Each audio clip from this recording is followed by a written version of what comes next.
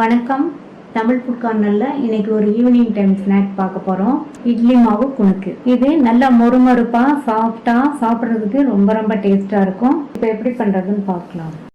3 cup idli மாவு எடுத்து வச்சிருக்கேன். கரெக்டான புளிப்புள்ள இட்லி மாவு. இதுல 2 டேபிள் ஸ்பூன் மைதா சேர்த்துக்கலாம். மைதாக்கு பதில் நீங்க ரவை சேர்க்கறதுனாலும் சேர்த்துக்கங்க. நல்லா கலந்து விட்டுக்கலாம். நல்லா கட்டி இல்லாம மிக்ஸ் பண்ணியாச்சு. மாவு பார்த்தீங்கன்னா எண்ணெயில எடுத்து விடுற மாதிரி இந்த கன்சிஸ்டன்சில இருக்கணும். இதை விட கெட்டியா இருந்ததுன்னா கொஞ்சமா தண்ணி சேர்த்து கலந்துக்கங்க. இது கூட ஒரு சின்ன சைஸ் வெங்காயத்தை நல்லா பொடியா சாப் பண்ணி சேர்க்கிறேன். பொடியா கட் பண்ண 2 பச்சை மிளகாய். பச்சை மிளகாவே நல்லா பொடியா சாப் பண்ணிக்கங்க. கட் பண்ண கறிவேப்பிலை இலைகள் கொஞ்சம், 2ஐயும் சேர்த்துக்கலாம். இது இருக்கட்டும். இந்த பேன்ல 1 டீஸ்பூன் எண்ணெய் சூடானதும் அதில் 1/2 டீஸ்பூன் கடுகும் 1/4 டீஸ்பூன் பெருங்காய பவுடரும் சேர்த்துட்டு நல்லா மிக்ஸ் பண்ணி விட்டுட்டு நம்ம ரெடி பண்ண மாவுல சேர்த்துடலாம். சேர்த்துட்டு நல்லா கலந்து கொடுத்துருங்க.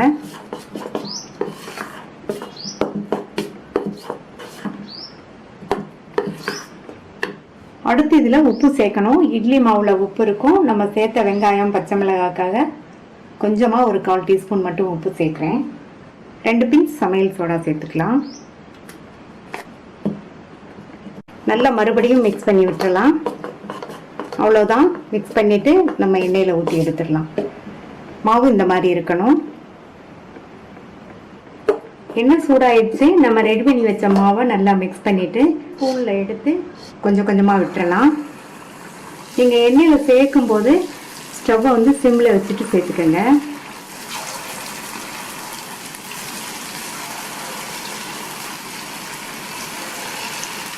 இப்போ குணுக்கு மேலே எலும்பி வந்திருக்கு. ஒவ்வொன்றா பெரட்டி விட்டுக்கங்க.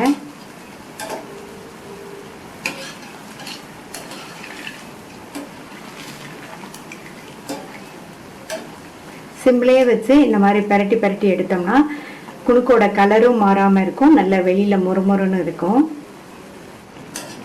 நல்லா பெரட்டி பெரட்டி விட்டு லைட் ப்ரௌனாக வந்துருச்சு.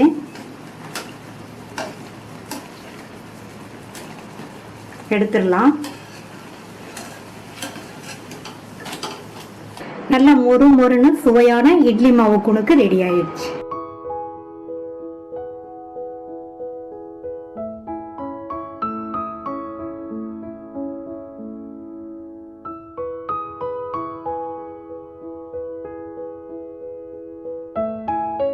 இந்த மிக்சிங் பவுல்ல 1/2 கப் அரிசி மாவு,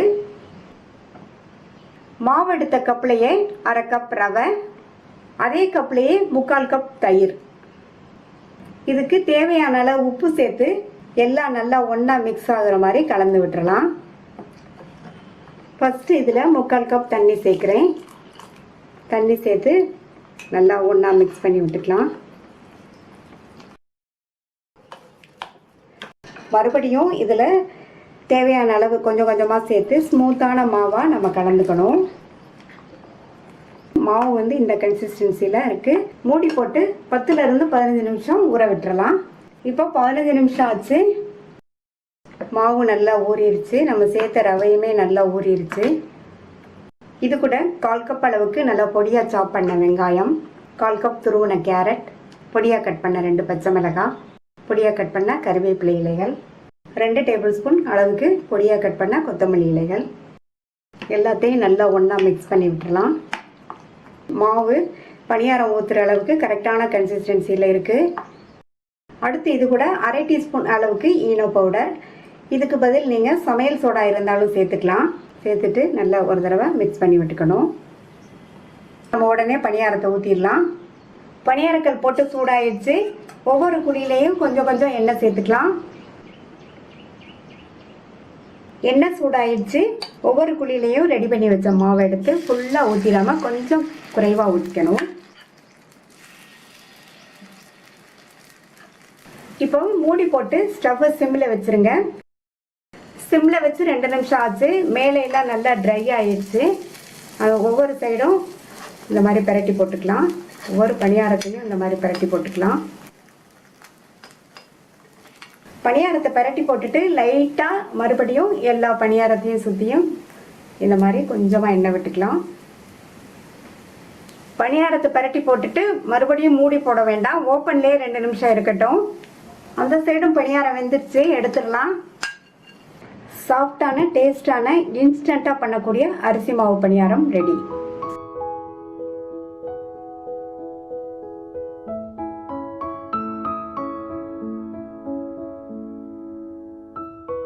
காலிஃப்ளவர் பக்கோடா பண்ண போகிறோம்.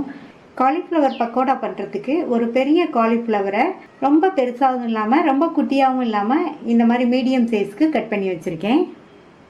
இந்த பேனில் தண்ணி விட்டு நல்லா கொதிச்சிட்ருக்கு. அதில் கொஞ்சமாக கல் உப்பும் 2 பிஞ்ச் மஞ்சள் தூளும் சேர்த்துட்டு இதில் கட் பண்ணி வச்ச காலிஃப்ளவரை சேர்த்துக்கலாம். சேர்த்துட்டு ஸ்டவ் ஆஃப் பண்ணிடுங்க. மூடி போட்டு ஒரு 3 நிமிஷத்துக்கு இருக்கட்டும். இந்த ப்ராசஸ் பண்ணோம்னா காலிஃப்ளவர் நமக்கு சுத்தமாயிரும். இந்த மிக்ஸி ஜாரில் கட் பண்ண 4 பச்சை மிளகாய், தோல் சீவி கட் பண்ண 1 இன்ச் அளவுள்ள இஞ்சி, இது 2ஐயும் சேர்த்துட்டு இதை தண்ணி எதுவும் சேர்க்காம கோர்ஸாக இருக்கிற மாதிரி அரைச்சிக்கலாம். இந்த மாதிரி கட் பண்ணி சேர்த்துட்டோம்னா நமக்கு ஈஸியாக அரைப்பற்றும். 3 நிமிஷம் ஆச்சு. தண்ணியை நல்லா வடிச்சிட்டு இதை வேறொரு பாத்திரத்துக்கு மாற்றி வச்சிடலாம். இந்த காலிஃப்ளவரோட நம்ம கோர்ஸாக அரைச்ச அந்த பச்சை மிளகாய் இஞ்சியை சேர்த்துட்டு இது கூட 5 டேபிள் ஸ்பூன் கடலை மாவு, பக்கோடாங்கிறதுனால கடலை மாவு அதிகமாக சேர்க்குறேன். 2 டேபிள் ஸ்பூன் அரிசி மாவு, 1 table spoon cornflour, 3/4 table spoon மிளகாத்தூள் சேர்க்குறேன். நம்ம வந்து பச்சை மிளகாய் சேர்த்துருக்கிறதுனால இந்த அளவு போதும், நீங்கள் தேவைப்பட்டால் சேர்த்துக்கங்க. அடுத்து 1/4 டீஸ்பூன் மஞ்சள் தூள், 1/2 டீஸ்பூன் சீரகத்தூள் சேர்த்துக்கலாம். இது கூட 1/4 டீஸ்பூன் பெருங்காய பவுடர் சேர்க்குறேன். இதுக்கு தேவையான அளவு உப்பு. இப்போ இது எல்லாத்தையும் நல்லா ஒன்றா மிக்ஸ் பண்ணிடுங்க.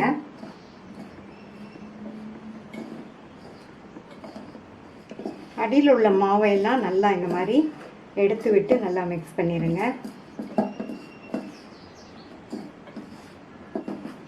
காலிஃப்ளவரில் ஈரம் இருக்கும், அதனால் ஃபஸ்ட்டு வந்து தண்ணி எதுவும் சேர்க்க வேண்டாம்.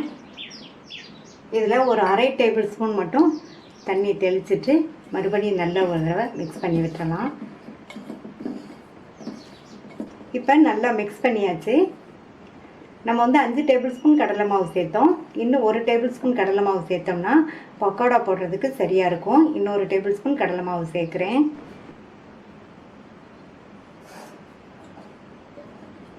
சேர்த்துட்டு மறுபடியும் நல்லா மிக்ஸ் பண்ணியாச்சு. 5 நிமிஷத்துக்கு மூடி வச்சுருங்க. எல்லாம் நல்லா ஒன்று சேர்ந்து ஊறிட்டுருக்கட்டும். 5 நிமிஷம் ஆச்சு. காலிஃப்ளவர் நல்லா மசாலாவோடு சேர்ந்து பக்கோடா போடுற பக்குவத்துக்கு இருக்குது பாருங்கள்.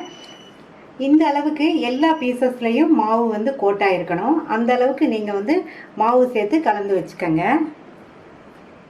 எண்ணெய் விட்டு நல்லா சூடாயிடுச்சு. கொஞ்சம் கொஞ்சமாக கையில் எடுத்து இந்த மாதிரி பரவலாக போட்டுக்கோங்க.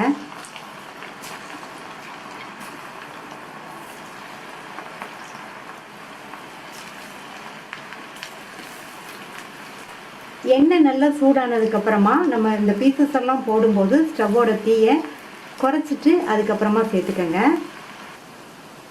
உடனே கரண்டி எதுவும் போட வேண்டாம். கொஞ்சம் நேரம் கழித்து இந்த மாதிரி திருப்பி திருப்பி விட்டுக்கோங்க. ஸ்டவ்வை நிதானமாக எரிய விட்டு திருப்பி திருப்பி விடணும். நல்லா இந்த மாதிரி திருப்பி திருப்பி விட்டு இந்த பக்கோடா நல்லா லைட் ப்ரௌன் கலராக வரும்போது எடுத்துடலாம். இந்த மாதிரி பக்கத்துலேயே இருந்து பொறுமையாக ஃப்ளேமை குறைச்சி வச்சு பரட்டி பரட்டி விடணும். அப்போ தான் வந்து எல்லா பக்கோடாவும் ஒன்று போல் வேகும். வெளியில் நல்லா மொறுமொறுப்பாகவும் உள்ள சாஃப்டாகவும் இருக்கும். இப்போ வந்து லைட் ப்ரௌன் கலராக வந்துருச்சு, எடுத்துடலாம். டேஸ்டான மொறுமொறு காலிஃப்ளவர் பக்கோடா ரெடி ஆயிடுச்சு. மீதி உள்ளதையும் போட்டு எடுத்துடலாம். எல்லாத்தையும் பொரித்து எடுத்தாச்சு. அடுத்து ஸ்டவ்வை ஆஃப் பண்ணிவிட்டு க்ளீன் பண்ண கருவேப்பிலை இலைகளை வறுத்துடலாம்.